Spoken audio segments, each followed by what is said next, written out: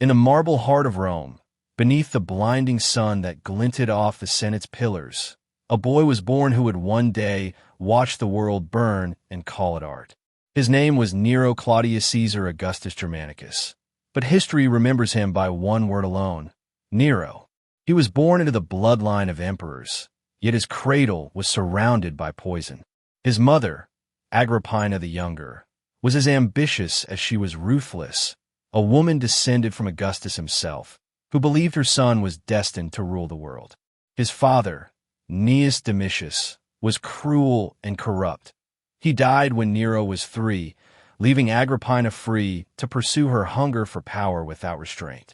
In the corridors of Rome, she whispered, plotted, and seduced. She married her way back into the imperial family, drawing closer to the throne with every calculated step. When Emperor Claudius, her uncle, took her as his wife, it shocked even the cynical heart of Rome. But for Agrippina, incest was not scandal. It was strategy. She persuaded Claudius to adopt her son as his heir. And in 54 AD, when Nero was only 16 years old, Claudius mysteriously died after eating a plate of mushrooms. Some said they were laced with poison. Some said Agrippina had served the meal herself. All Rome understood the message. The boy emperor had arrived. Nero ascended to the throne draped in white robes and gold leaves, the people shouting his name as if Jupiter himself had taken human form. At first, his rule shimmered with promise. He spoke softly to the Senate, reduced taxes, freed wrongfully imprisoned citizens. He promised a reign of peace and music, of art, not blood. He was young, charming, beautiful, and Rome wanted to believe in him. But behind the veil of youth and grace, the empire was already cracking. Agrippina, who had made her son emperor, now expected to rule through him. She appeared beside him in court, answered decrees in his place, even sat on the imperial dais beside the throne. For a Roman man, to be ruled by a woman, even his own mother, was unthinkable. Nero's pride festered. He began to see her not as mother, but as rival. And when Agrippina tried to control his affairs, his finances, his lovers, Nero's resentment deepened into hatred. At 19, he ordered her death. First, he tried subtlety, inviting her aboard a boat designed to collapse and drown her mid-sea. But Agrippina, ever the survivor, swam to shore. When the plan failed, Nero panicked. He sent assassins to her villa and ordered them to finish what the sea had not. As they entered, Agrippina looked at the blades and said her final words. "Strike here, in the wound that bore him." The empire trembled. A son had murdered the woman who made him emperor. And from that night, Nero was no longer the golden boy of Rome. He was its shadow. The Senate bowed in silence. The Praetorian Guard obeyed. And Nero, now free of all restraint, began to believe himself a god. He surrounded himself with poets, actors, and sycophants. He performed songs on stage before the Roman elite, forcing nobles to applaud until their hands bled. He painted, composed, and raced chariots in the Circus Maximus, declaring that the arts, not war, would define his legacy. But behind the laughter and the liars, Rome was rotting. Corruption seeped through the Senate. Provincial governors bled their lands dry. And while the empire stretched from Britain to Egypt, its emperor spent his nights in silk and wine, listening only to those who told him what he wanted to hear. Then, into this world of indulgence, came Poppaea Sabina. She was already married to Otho, a friend of Nero's, a man who would one day become emperor himself. But Poppaea was no ordinary Roman woman. Her beauty was famed across the empire, her charm calculated, her ambition limitless. To Nero, she was everything he wanted and everything he feared, seductive, intelligent, and utterly unafraid. Poppaea whispered that he deserved more power, more devotion, more freedom. And Nero, entranced, listened. Standing between them was Nero's wife, Octavia, daughter of the late Emperor Claudius. She was gentle, modest, adored by the people. But to Nero, she was a relic of his mother's world, dull, pure, and inconvenient.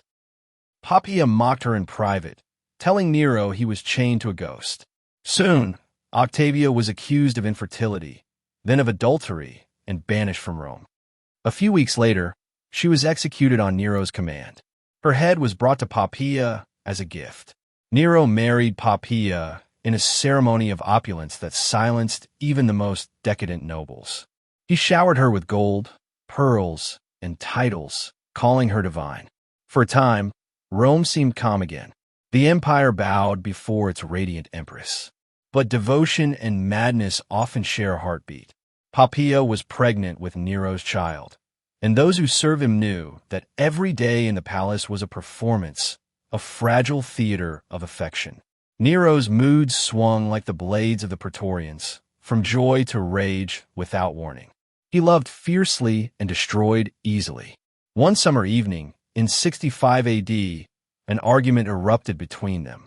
No one knows what was said, but Suetonius tells us that in a fit of anger, Nero kicked her in the stomach. She collapsed, bleeding. By nightfall, she was dead, along with their unborn child. Nero fell apart. He locked himself away in his palace, refusing to eat, to speak, to rule. For days, he wandered the halls, staring at her empty chambers, whispering her name. He had lost the only person who had ever made him feel truly alive, and it was his own hand that had taken her.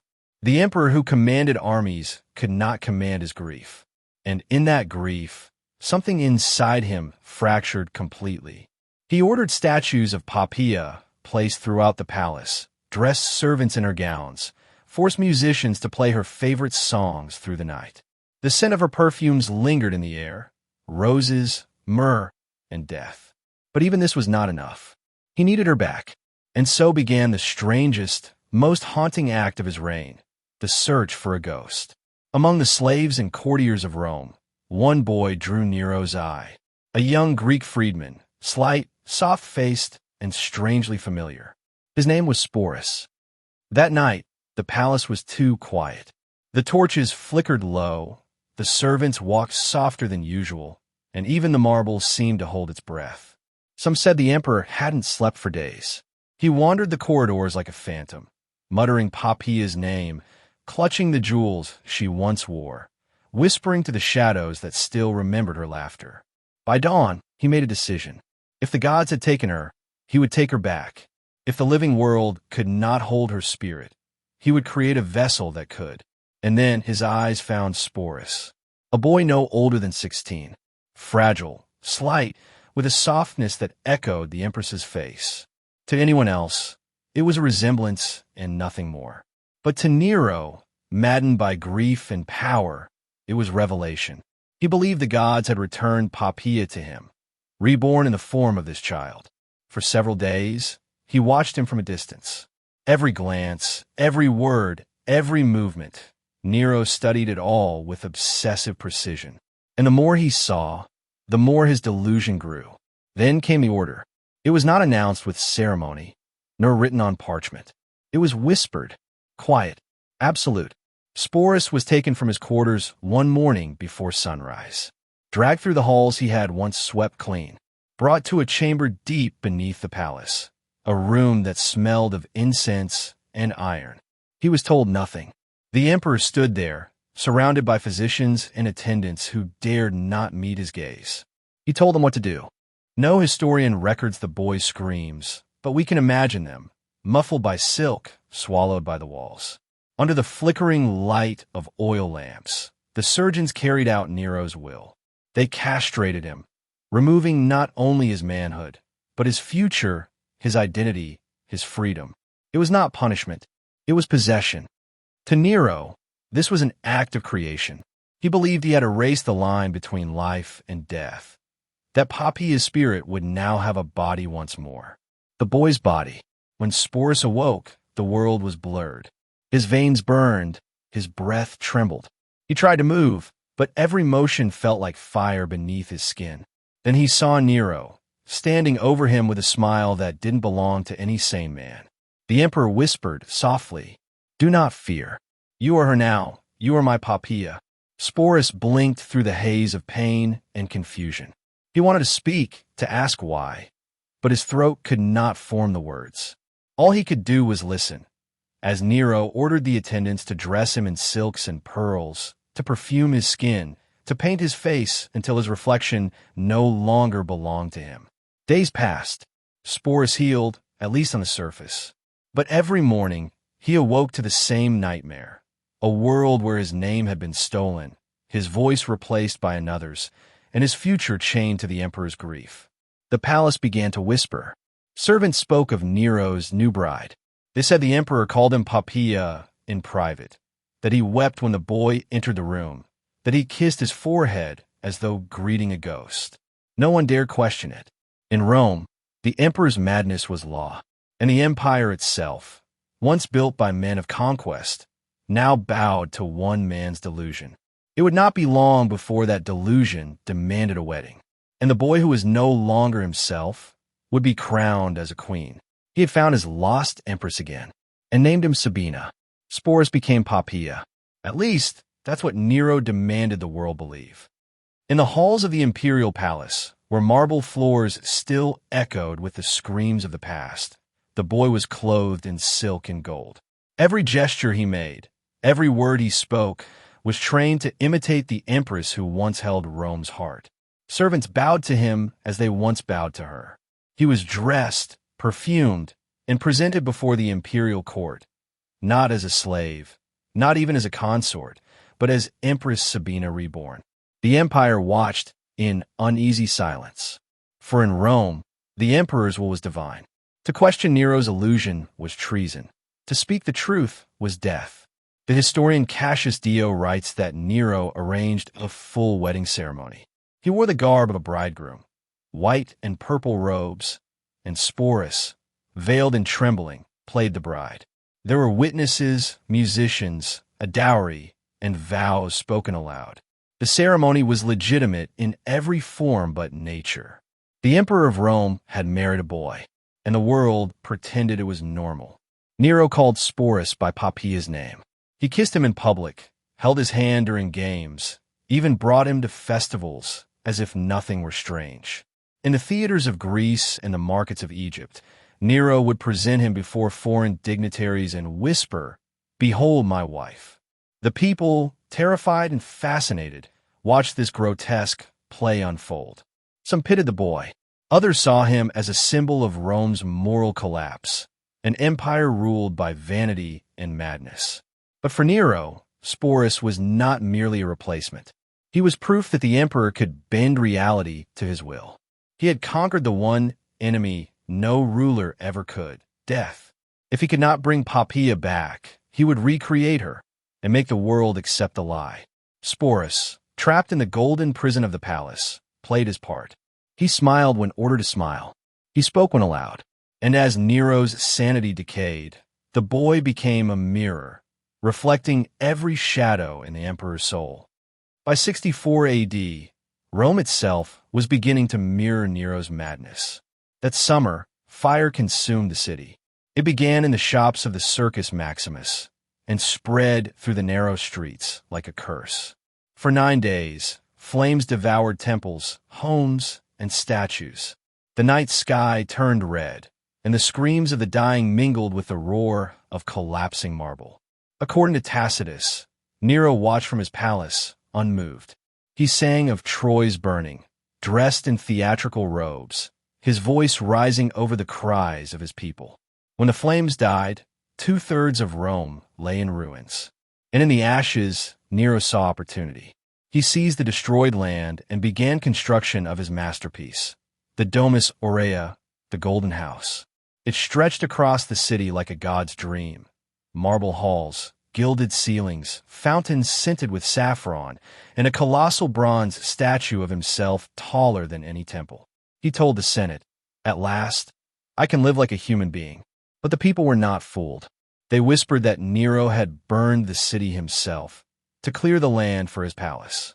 And in fear and fury, the emperor needed someone to blame.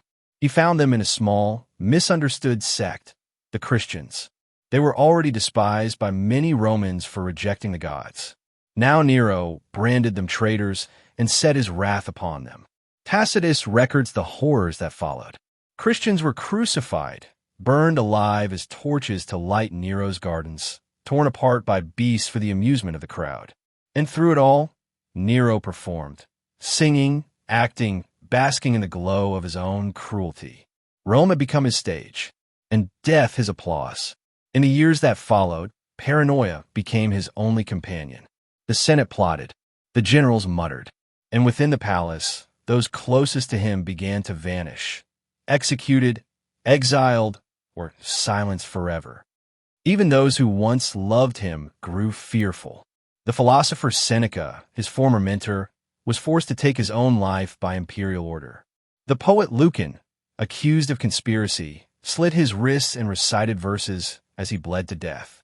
Nero trusted no one, except Sporus.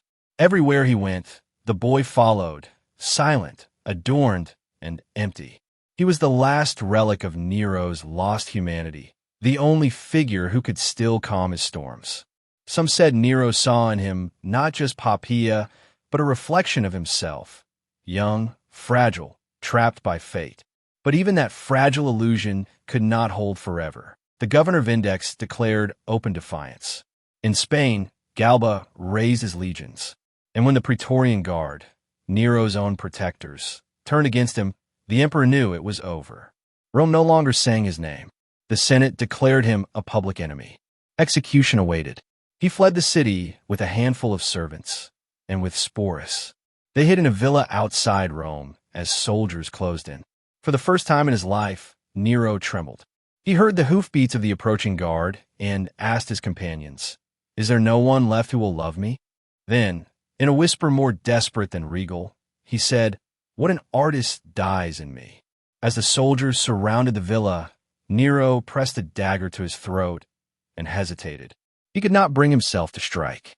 It was a freedman, Epaphroditus, who finally helped him drive the blade home. The emperor who fancied himself a god died, gasping like any mortal man. He was 30 years old. When the news reached Rome, the people rejoiced. The Senate decreed the damnatio memoriae, the erasure of Nero's name from all monuments and inscriptions. His statues were torn down, his likeness defaced. The Golden House, his palace of dreams, was stripped and buried beneath new constructions. Where his halls once stood, the Colosseum would one day rise, a monument to blood and spectacle built atop the ruins of his indulgence. But in the shadows of history, one figure remained, silent, forgotten, and broken. Sporus. After Nero's death, the boy was taken by Nymphidius Sabinus, a commander of the Praetorian Guard who briefly seized power in the chaos. Nymphidius, obsessed with Nero's memory, claimed that Sporus reminded him of the fallen emperor, and announced his intent to take him as a wife. The horror repeated itself. Once again, the boy who had been forced to live as another's illusion was to be paraded as a symbol of power. But this time, Sporus refused. According to Cassius Dio, he took his own life before the ceremony could take place. He would rather die a free soul than live again as someone else's ghost. He was no older than 17.